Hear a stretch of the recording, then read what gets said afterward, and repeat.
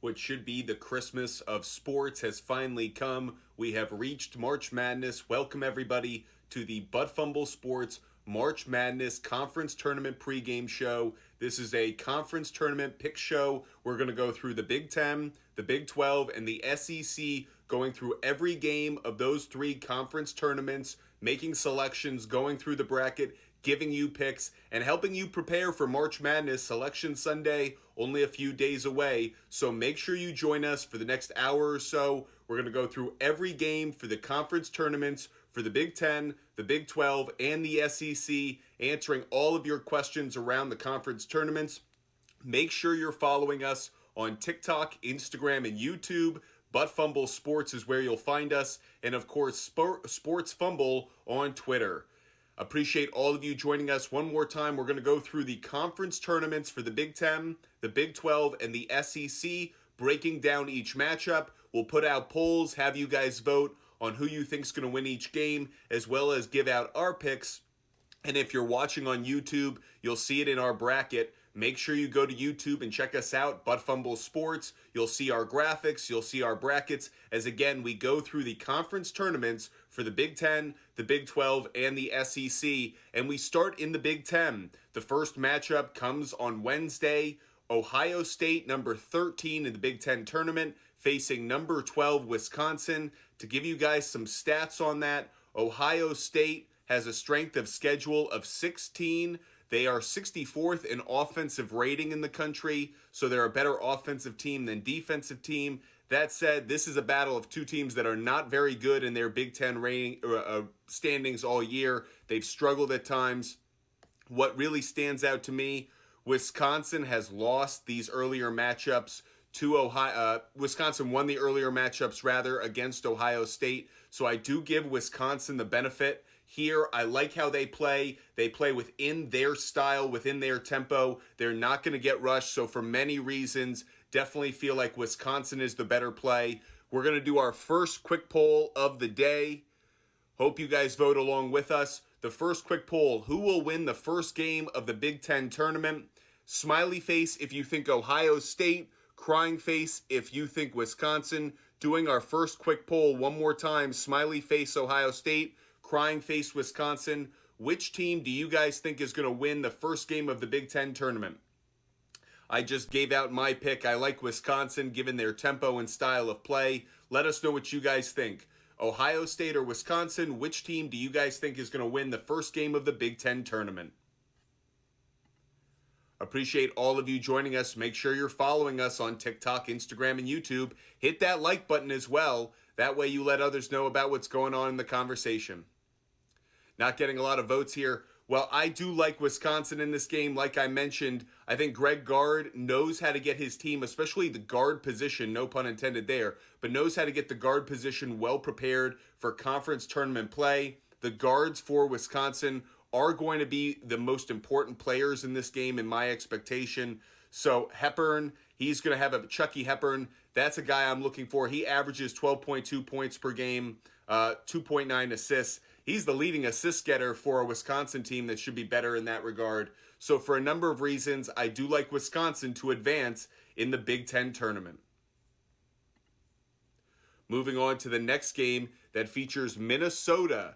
The Minnesota Gophers, number 14 in the bracket, facing number 11 Nebraska.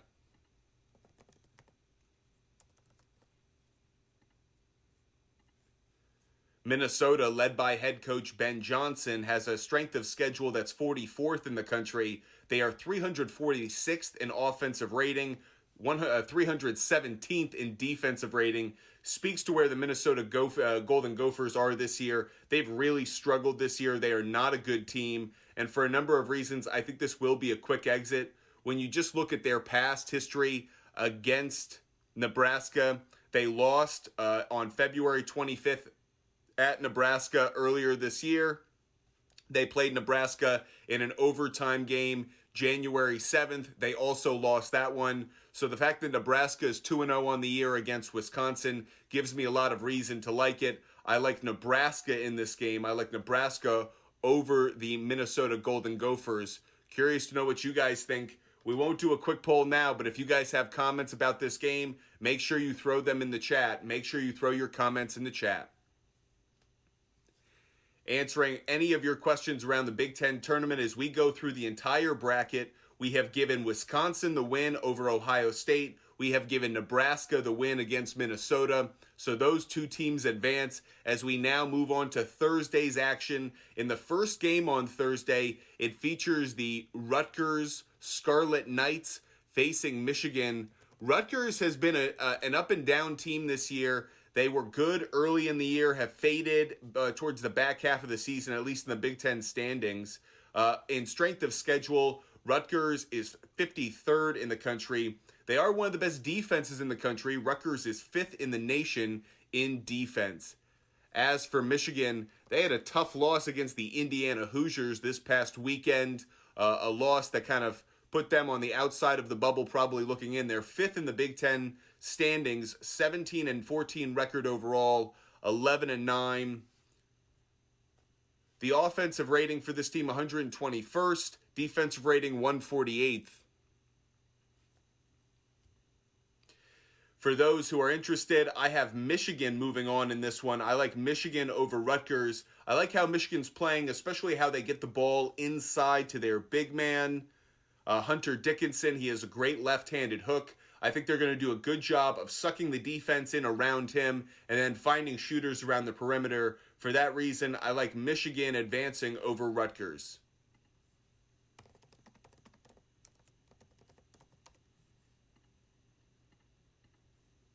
In the next game in the Big Ten tournament, number 12 Wisconsin, who we had advancing past the first round on Wednesday, faces Iowa, number 5 in the country.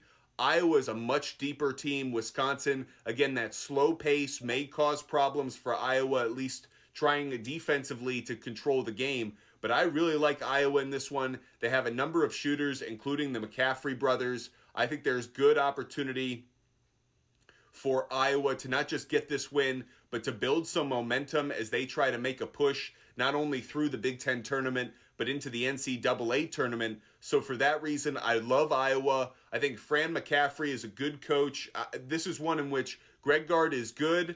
I like Fran McCaffrey more, not just his coaching style, but I certainly like the depth of his team, the number of scorers that he has. So for that reason, I do like Iowa advancing to the next round of the Big Ten tournament. The next game in the Big Ten tournament that we're going to talk about is number 10 Penn State against number 7 Illinois.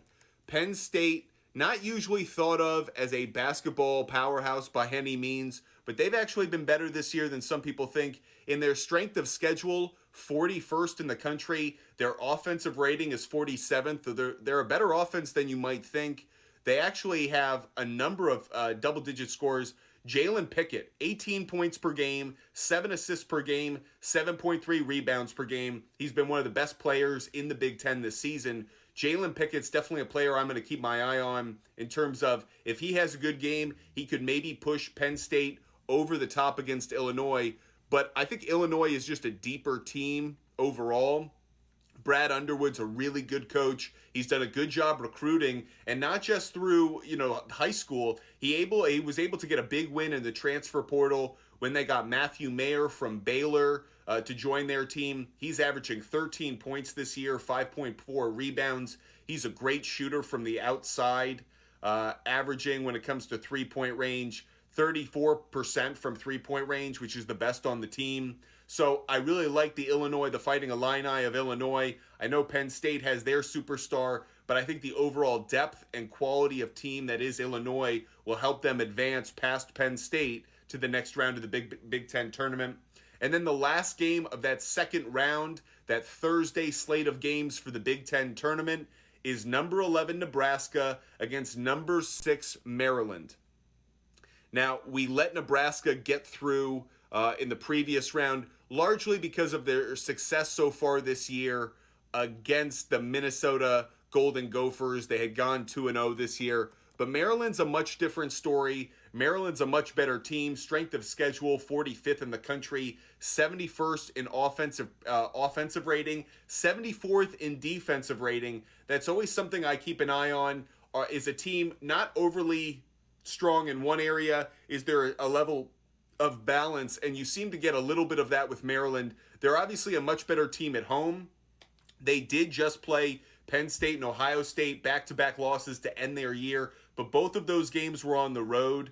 They've lost their last four road games, and that has me a little concerned about Maryland, given that this is a neutral site. But neutral site versus a true road game, I like Maryland's roster a lot more than I like Nebraska's. This is a game in which I would have my eye on just being slightly concerned that you could see Nebraska shoot a little bit better and make it more competitive. Maybe you like Nebraska on the spread, but I like Maryland to win and advance. That completes the second round of the Big Ten tournament, moving us into Friday of the Big Ten tournament. And the first game of that Friday round is number 8 Michigan, that we've advanced through past Rutgers, against number 1 Purdue. Purdue has been one of the best teams in the country throughout the year, at times a number 1 overall seed. They've fallen back over the last few weeks, a couple tough losses, including one to Indiana. But Michigan is a good team. They're not a great team. This will be Purdue's first game of the tournament. I don't expect Purdue to be a one-and-doneer, so I like Purdue to win this game. Zach Edey, National Player of the Year, I think he deserves it. I think he's going to play a massive role both on the boards, but also being able to dictate. You're going to see a similar style. Hunter Dickinson of Michigan battling Zach Edey down low. I think Zach Edey gets the better of that matchup. I also think these teams have similar styles. They want to throw the ball into their big man down low, have him either score, facilitate, passing to shooters on the perimeter for a number of reasons. I like Purdue to advance in this game. So for that reason, Boilermakers get their first win in March. Should feel good about that. The next game of the Friday matchup of the Big Ten tournament is number 5 Iowa, that we've advanced through, against number 4 Michigan State. Michigan State is not the same quality of team that we've seen in years past. I understand that they've had an emotional ride over the last few weeks, but Tom Izzo's team is just not nearly as talented. Now, that said, Michigan State is 3rd in the country in strength of schedule, so they've had a challenging schedule. They've certainly been tested, but this team just isn't as good as in years past. Tyson Walker, Joey Hauser are the 2 big scorers. They're both averaging 14 points per game, but the quality of talent on this team, this isn't the kind of Tom Izzo team that we've come to expect, and that's why I think they're very vulnerable, actually, in their matchup against number 5 Iowa. Again, I'm really big on Iowa. I think Fran McCaffrey is a really good coach. I think he knows how to press the buttons of his players, including a couple of sons that he has on the team.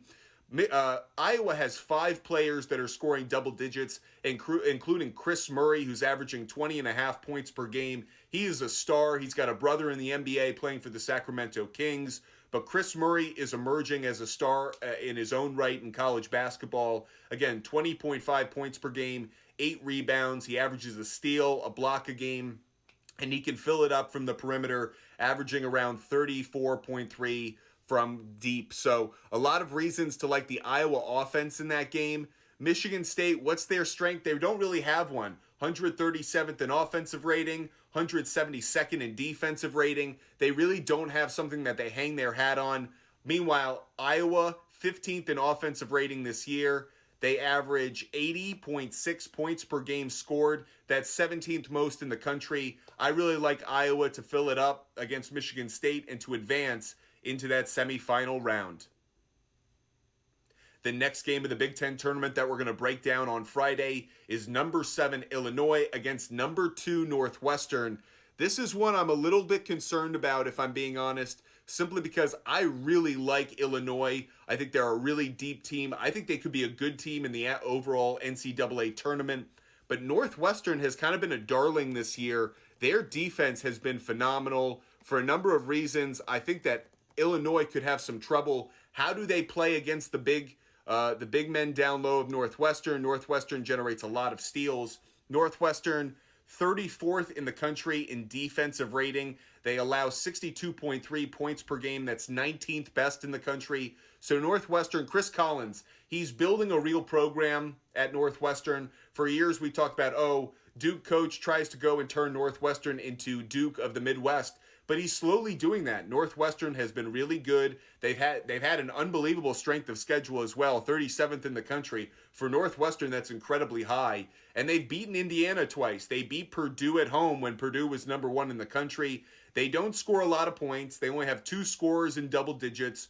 Boo Buie is one of the most important players in the country to any individual team. He averages 17.2 points per game, 4.5 rebounds. He's really the offensive motor for the Northwestern Wildcats. If he doesn't get going, it definitely means that Northwestern is in trouble. But I just like the Northwestern defense. I think Illinois, I think they're going to cover, so I do like Illinois on a cover play. But Northwestern on an outright win, I'm leaning in that direction. I think Northwestern also getting the extra day of rest could benefit them as well. I think it's going to be a tight game. This is one where I could see it being a buzzer beater or a last second shot kind of situation, but I like Northwestern to squeak ahead.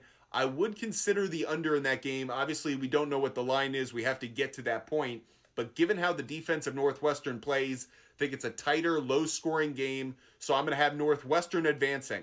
That leaves one last game of that Friday slate for the Big Ten tournament. That's number 6 Maryland that we had advancing past Nebraska, facing number 3 Indiana.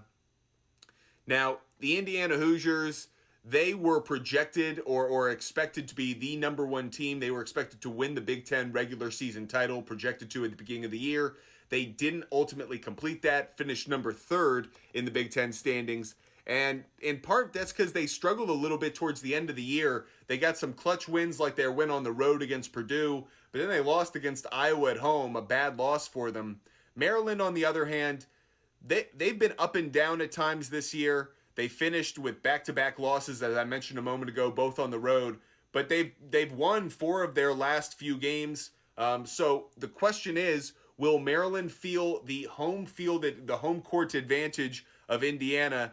Indiana always travels well, usually has kind of a home court advantage, that 65-35% advantage at neutral site games. So I do feel like the Indiana crowd will make a slight difference. I also think Trayce Jackson-Davis is not going to go out in the first game of the Big Ten tournament. He has been phenomenal this year. I think Trayce Jackson-Davis and Jalen Hood-Schifino are 2 players to watch, not just in the Big Ten tournament, but throughout the month of March. They're both making their push to be NBA draft picks. I really like Indiana in this game. Think it's probably a little bit closer than a lot of Hoosier fans would like, but I like Indiana ultimately advancing in that one. That leaves just 4 teams left in the Big Ten tournament. Iowa facing Purdue, Indiana facing Northwestern. Let's break these 2 down. You can already tell I've been a big fan of Iowa. I love their team. I think they could be a team that could ultimately upset Purdue in this matchup, so I do like them on the spread.